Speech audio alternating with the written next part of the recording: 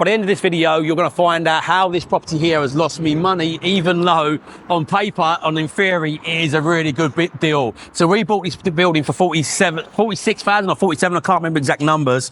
And ultimately we've had nothing but a headache from the building, to be fair. So I bought it as offices, so we've just sold the business. This was running as a lettings business previously. We've sold that and we're just in the process of renting this part out. But what happened was, behind this estate here, sometimes you can get seduced by cheap deals. And we looked at this 46 or 47 grand. It was one big shop that went all the way through. Upstairs was a 1-bedroom flat and it had an owner occupier in there. He passed away. We took it on under permitted developments. We turned a 1-bedroom to the back, upstairs into a 2-bedroom. The plan at the time was Airbnb, and just didn't quite work out for that with the partner I was working with. We were both too busy to do that, but we had nothing but headache tenants. We had one tenant in the back that ended up being a heroin addict, selling drugs from there, because right behind this estate, it's just heroin addicts and crack addicts. So the tenant profile you attracted, because people don't want to live right in front of an estate where there's loads of heroin addicts and crack addicts, is not great. So we had a heroin addict as a tenant, took age to get him out, property wrecked, spent money on it. And the tenant upstairs was great. He stayed there for years. Next tenant we had in was okay, but he had a bit of a history in the past. So we got a rent guarantee. He stopped paying because this Brooklyn's estate with my partner Matty,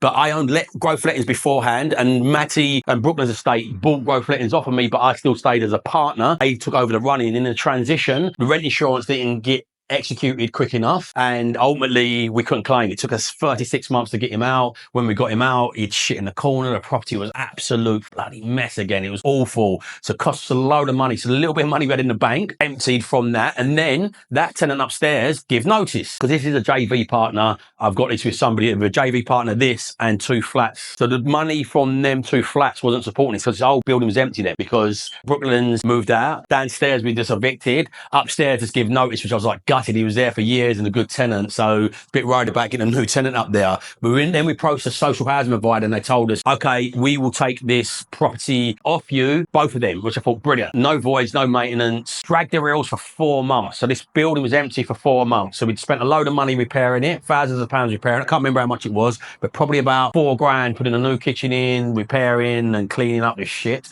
Sorry to swear. Then it was empty for months. Then the housing provider come and said, oh, we don't want it anymore. I was like, really? It's like, you took probably 4 or 5 months to tell us you don't want it. We're just waiting for them. In the meantime, we spent a load of money because we were selling the shop element. Where the lettings moved out, we found a buyer for the shop, and we was bad advised by the solicitor saying you could, one solicitor said you couldn't do it, split the titles and keep 2 freeholds. We obviously wanted the freehold for the flats. The guy buying the shop wanted this on a freehold. This particular solicitor said, hey, yeah, we can do it. There's a way around doing it, blah, blah. Okay, great. If you know a way, let's do it. Was in legals for ages to find out she couldn't do it. And then the guy pulled out, then we're just battling with her. I was like, okay, can you still split these titles? Because the flats got valued independently, and getting a mortgage on this, the value of the building is probably about 130, 140, but getting a mortgage on this is difficult, because anything under 250k with a retail element of it is hard to get lending against. So we was really struggling to get a mortgage on it. But what I realised, if we split the title, getting the mortgage on them 2 flats that we got valued at 90k was applicable, and it made it easy to do lending. And this will just be its own title. If we want to sell it or release it, whatever we do, it just makes the lending easier.